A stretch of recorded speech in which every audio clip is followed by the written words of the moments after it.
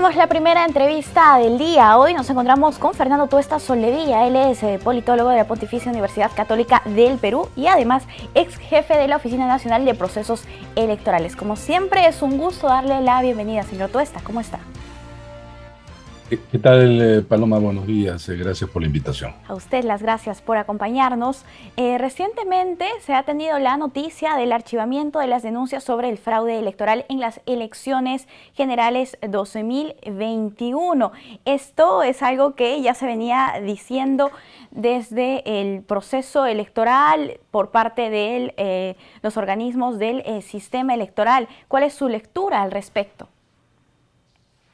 Bueno, esto es, digamos, un episodio más contundente, por cierto, de levantar justamente los gestionamientos que sobre el proceso electoral 2021 realizaron un conjunto de candidatos y partidos. A lo largo del proceso, bastante complicado en términos de estos cuestionamientos, no se entregó, no se presentó ninguna prueba contundente que ameritaba lo que se buscaba en realidad, la anulación del proceso electoral, si no por circunscripciones, también quizá en el norte, la anulación del proceso en su conjunto. Y para eso, lamentablemente, se utilizó todo tipo de recursos que han sido desbaratados. Hay que precisar, Paloma, que contra lo que se ha argumentado y lastimosamente ha tenido una cobertura pues muy grande a través de los grandes medios de comunicación a su vez, en ningún organismo nacional, internacional, especializado y comisiones de observación, así como gobierno alguno, cuestionó el proceso electoral. Muy por el contrario, todos señalaron enfáticamente que el proceso electoral se había realizado con los estándares que tenemos en nuestro país desde el año 2001. El último fraude que había en el Perú fue en el año 2000. Y curiosamente, y quizás irónicamente, quienes ahora señalaban que, o señalan que ha habido fraude, son los mismos que estuvieron comprometidos aquel fraude, hablo de hace 2 décadas atrás. Señor Tuesta, ¿cómo queda esta situación de que se ha agraviado e incluso se ha llegado a acosar al jefe de la Oficina Nacional de Procesos Electorales, al presidente del Jurado Nacional de Elecciones? Ha habido personas que muy ligeramente en medios de comunicación y en diversas plataformas han asegurado que existe un fraude. ¿Cabe ahora alguna acción en contra de ellos y a quién le correspondería? Bueno, ya corresponden a las personas afectadas, pero en realidad en términos políticos, esto es muy grave. En realidad es muy grave porque se ha construido una narrativa del fraude, digamos, amparados, apoyados, repito, en los poderes fácticos, eh, que además no tuvieron, quienes apelaban a esto, ningún tipo de miramientos para que, además de señalar de que había fraude con medias verdades, mentiras y falsas informaciones, atacar a los organismos electorales. Y esto es muy sensible porque, claro, en manos de ellos está la realización de las elecciones como en la impartición de justicia electoral. Y además fueron más allá, atacando personalmente, como tú lo has señalado, al presidente del Jurado Nacional de Elecciones y al jefe de la OMPE. No tuvieron miramientos, es decir, ha sido, y no levemente, han sido agresivos, han sido ofensivos, han utilizado todo tipo de recursos, incluso llevando estas portátiles a sus domicilios, hostigando a sus familias, insultándolos, como nunca ha existido en el Perú. Lamentablemente, esta es ha sido un evento que ha manchado ciertamente las elecciones, ¿sí? Pero no por quienes la realizaron, sino por aquellos quienes la cuestionaban, y la cuestionaban porque no querían aceptar el resultado, bajo ningún punto de vista. En realidad trataron de asociar dos hechos. El resultado de la voluntad popular, que es que triunfó por corto margen, ciertamente, Pedro Castillo, el actual presidente y el partido que lo llevó, que es Perú Libre, Ujú.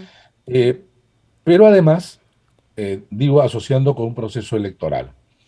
¿Qué quiero decir con esto?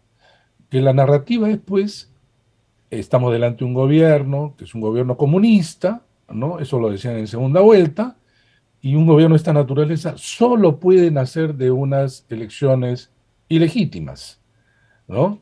Entonces, para quienes, de los que me encontraba, señalábamos que estas eran unas elecciones que estaban dentro de los estándares, eran elecciones realizadas como, no, como se han realizado todas en las dos últimas décadas, limpias, transparentes, garantistas, con un marco normativo que se respetó escrupulosamente, pero asociaban, repito, estas elecciones con lo que tenemos ahora. Entonces, cuando tú señalas, afirmas, adviertes, colocas evidencia, y dices, acá no ha pasado nada, dicen, pero miren, acá está el gobierno, ¿no?, comunista de Pedro Castillo. Una cosa no tiene que ver con la otra. Un proceso electoral tal como fueron llevados por los organismos electorales, repito, no han sido cuestionados por quienes han observado, conocen los procesos electorales y aquí no hubo ningún problema, no había ningún informe, uno, no había ningún gobierno, uno, que no haya reconocido al gobierno como producto de elecciones legítimas. Esta es la pregunta que no quieren responder quienes acusan y han llevado hasta niveles realmente lamentables. Ahora, esto no es propio del Perú, lamentablemente. Ya hemos visto cómo hace inicios de enero se cumplió un año del asalto al Capitolio. Ujú. Donald Trump decía exactamente lo mismo. Elecciones fraudulentas, ha habido fraude, estuvo apoyado también por mantener con mucho dinero, llevando al asalto al Capitolio de manera violenta. Y ese es el otro punto. No se trata solamente de encauzar, digamos, el cuestionamiento de las elecciones utilizando todos los recursos legales, sino los recursos ilegales, los recursos de la violencia, el discurso de odio, el discurso que llevó al asalto al Capitolio, como acá, el casi asalto a los domicilios de los titulares de los organismos Ujú. electorales, sin ninguna, repito, sin ningún miramiento, y lo que tenemos que decir ahora, así habiendo hecho un daño enorme, no Ujú. solo a los organismos electorales, sino al sistema democrático peruano. Claro. Incluso en el Congreso de la República se ha llegado a crear una comisión investigadora del proceso electoral. Ahora, ¿cómo queda esta comisión? Una comisión que ya sabemos por las noticias fue creada, digamos, con problemas. Uno de los miembros había retirado su firma, no completaban, pero en fin, se creó esta comisión. ¿Quiénes impulsan esta creación? Los que son parte de esto, es decir, los que han sido, se han pronunciado, han realizado eventos, mítines, marchas, han proferido agresiones contra los organismos electorales, han tratado de deslegitimar. Bueno, ellos son los que van a investigar. ¿A qué conclusión van a llegar? ¿Que no hubo fraude? No creo. Esta es una comisión política, evidentemente. Claro está, el Congreso es una representación política, pero tienen como asesores a quienes, por ejemplo, hicieron un informe del Lavallato, donde ya sabemos en qué terminó, en nada, habiéndose gastado muchísimo dinero, Ujú. ¿no? Acá esa comisión no va a tener eh, un informe que no sea lo que ellos ya piensan. Ya sabemos cuál es su conclusión, pero del punto de vista político les va a servir para seguir, por cierto, argumentando en razón de su oposición al gobierno de Pedro Castillo. Pero este es otro tema. Nosotros podemos estar en contra o ser críticos, personalmente lo he escrito y sigo manifestando que un gobierno errático, en algunos aspectos nefasto, con dudas sobre su desempeño en términos incluso de corrupción, pero esta es una cosa distinta al proceso electoral. Un proceso electoral puede ser muy bien realizado, impecable, pero el producto de esto puede ser representantes que no lo son.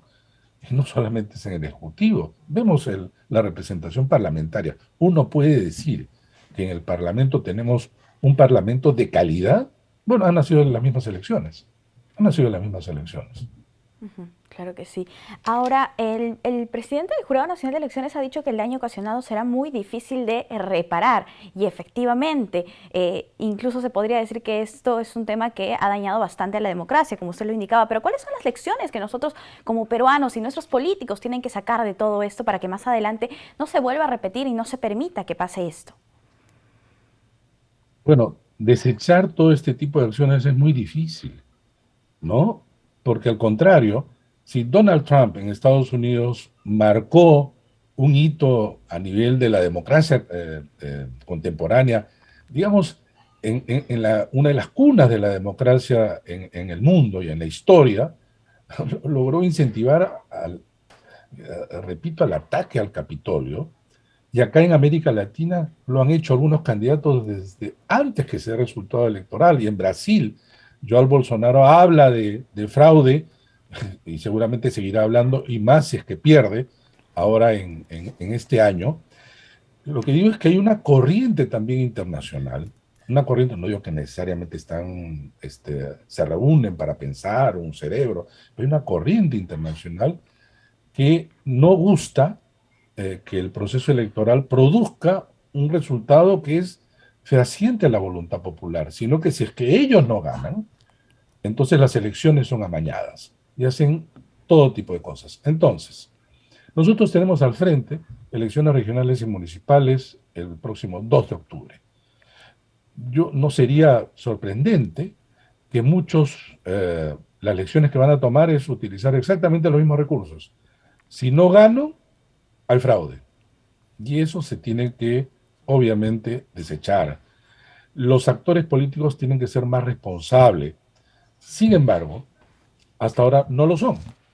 Por ejemplo, dada la contundente evidencia de que no hubo fraude, no existe ningún partido, ningún candidato, ningún político que estuvo en esa trinchera alentando la idea del fraude y haya dicho, bueno, fue un error, nos equivocamos.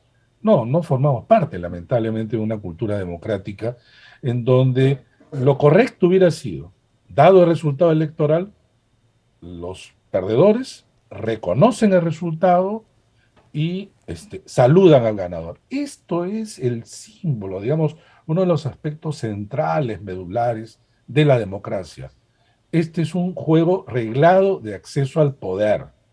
Las reglas estaban dadas, pero además los procedimientos respetados escrupulosamente en cada una de las etapas, Paloma, y eso no lo dicen. Convocado el proceso electoral, como ahora, por ejemplo, de elecciones regionales y municipales, les asiste a candidatos y partidos estar presentes en cada una de las etapas y tienen posibilidades de impugnar, de solicitar incluso la nulidad del acto, pero esto está en cada una de las etapas. A nadie se le limitó de ninguna manera este derecho. Pero claro, como resultado final no me gusta, entonces se fraude. Y esto es efectivamente un daño que se le ha hecho a la democracia peruana. Lo que cabe de parte de los organismos electorales es seguir haciendo bien su trabajo y ahí obviamente ajustando donde se debe. Y de parte de los políticos, y claro, es difícil mirándolos que ellos puedan estar en la misma dirección. En el Perú, lamentablemente, la lucha por el poder es una lucha que en algunos de ellos, algunos de los partidos o candidatos, no tienen ningún miramiento en pisotear las reglas para ganar. Y ese es un gran problema. Bien, bien, y definitivamente resalta la labor y evidencia la transparencia con la que han actuado los organismos electorales al ya evidenciar este archivamiento de las denuncias sobre este presunto fraude electoral. Señor Tuesta, finalmente los ciudadanos también tenemos que tener un papel activo, ¿no? Tenemos que estar vigilantes y en defensa de la democracia, de la verdadera democracia, eso sí. Ciertamente, algo que importa es que el ciudadano efectivamente proteja esto que ha costado mucho. Ha costado mucho, que es nuestra democracia representativa con todos los errores que se pueda tener. Pero el fin, y el fin era acabar con este gobierno o impedir que gane quien no sea, digamos, del gusto de quienes han asusado esta idea del fraude, el fin justifica los medios. Y los medios han sido de todo tipo, ilegales, prepotentes, agresivos, de odio, falsa información, medias verdades. Los medios no importaban. Entonces, yo creo que el ciudadano, ahora de cara a las próximas elecciones, debe ser exigente. Para ser exigente, tiene que ser un ciudadano atento. La política en el Perú está desprestigiada, pero el ciudadano, el elector, tiene que estar enterado. Es la única manera de poder tener instrumentos para poder ejercer de mejor manera el derecho al sufragio que vamos a hacer nuevamente, que vamos a realizar el próximo 2 de octubre. Bien, definitivamente. Señor Tuesta, muchísimas gracias por acompañarnos Gracias aquí a ti, en Paloma. Noticias. Cuídese, hasta una próxima oportunidad. Hacemos una pausa. Volvemos.